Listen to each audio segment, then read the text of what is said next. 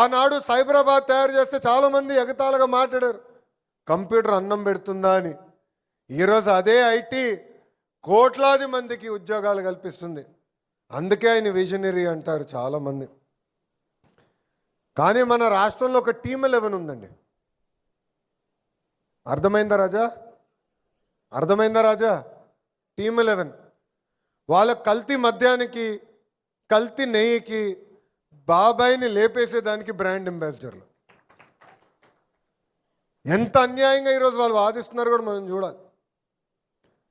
ఈ team 11కి captain ఉన్నాడు. మన గుంటూరుకి వెళ్ళి చెప్తున్నాడు క్లీన్ చిట్ వచ్చిందని. నిజంగా నాకే అర్థం అలా, ఈ మహానుభావుడు అసలు ఏం చదివాడరా బాబు అని. ఛార్జ్షీట్ ఇంగ్లీష్లోనే, ఇంగ్లీష్ వచ్చా ఈ మహానుభావుడికి.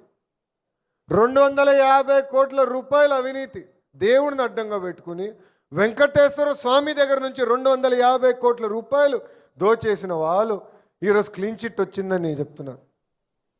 అంటే దుష్ప్రచారం ఎలా చేస్తున్నారు దయచేసి మనందరం గమనించాల. సంక్షేమం చేస్తాం, అభివృద్ధి చేస్తాం, దాంతోపాటు ప్రతిపక్షంలో ఉన్న ఈ టీమ్ 11 చేస్తున్న తప్పుడు ప్రచారాన్ని తిప్పికొట్టాల్సిన బాధ్యత కూడా ఇక్కడున్న మనందరి పైన ఉంది. మనందరం చూసాం 2019లో వివేకానంద రెడ్డి గారు గుండుపోటుతో చనిపోయారని అదే దొంగ ఛానల్లో బ్రేకింగ్లు వేశారు. అందరూ అయ్యో పాపం పెద్దయినా గుండుపోటుతో చనిపోయాడు ఏంటారు అనుకున్నాం. తర్వాత తెలిసింది గుండుపోటు కాదు, గొడ్డలిపోటు అని. వాళ్ళు ఎట్లా తయారయ్యారంటే, మనం ఒక్కరోజు ఆలస్యమైనందుకు అదే దొంగ పేపర్లో సగం పేజ్ కింద చూస్తే చంద్రబాబు నాయుడు గారి చేతిలో కత్తి పెట్టి చూపించారు. అంటే వాళ్ళే చంపి, జగన్మోహన్ రెడ్డికి తెలుసు వాళ్ళ వ్యక్తి, వాళ్ళ ఎంపీ అవినాష్ రెడ్డి చంపాడని తెలుసు. తెలిసిన సాక్షికి ఫోన్ చేసి, సాక్షి పేపర్కి ఫోన్ చేసి చంద్రబాబు నాయుడు గారి చేతుల్లో కత్తి పెట్టండి, అది చూపించండి అని చెప్పే పరిస్థితికి వచ్చారు. ఆ రోజు మనం అది తిప్పికొట్టలేదు కనుకనే మనం తీవ్రంగా నష్టపోయాం. ఇది మనం గుర్తుపెట్టుకోవాలి. సంక్షేమ అభివృద్ధితో పాటు మనం చేస్తున్న కార్యక్రమాలతో పాటు ప్రజల్లో చైతన్యం తీసుకురావాల్సిన బాధ్యత మనందరిపైన ఉంది.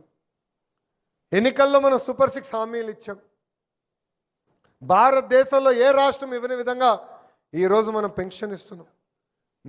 వృద్ధులకి 4,000 రూపాయలు, వికలాంగులకి 6,000 రూపాయలు, బెడ్కే పరిమితం అవుతే 15,000 రూపాయలు పెన్షన్ మనం ఇస్తున్నాం. నేను ఛాలెంజ్ చేస్తున్నా, చూపించండి భారతదేశంలో ఇంకొక రాష్ట్రాన్ని, ఇంత పెన్షన్ ఇస్తున్న రాష్ట్రాన్ని మీరు చూపించండి.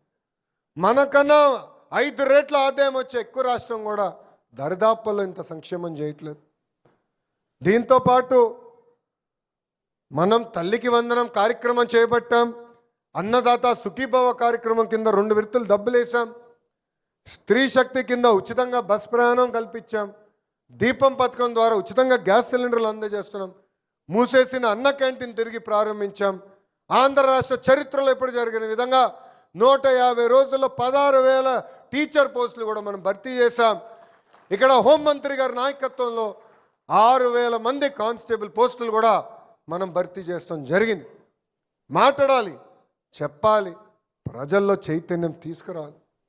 భారతదేశంలో 10 రూపాయలు పెట్టుబడి వస్తే దాంట్లో ₹2.50 ఈరోజు ఆంధ్ర రాష్ట్రానికి మనం తీసుకొస్తున్నాం. అంటే సుమారుగా 25% పెట్టుబడులు ఆంధ్ర రాష్ట్రానికి తీసుకొస్తున్నాం, గ్రౌండ్ చేస్తున్నాం, ముందలు తీసుకెళ్తున్నాం. అహర్నిశలు కష్టపడుతున్నాం.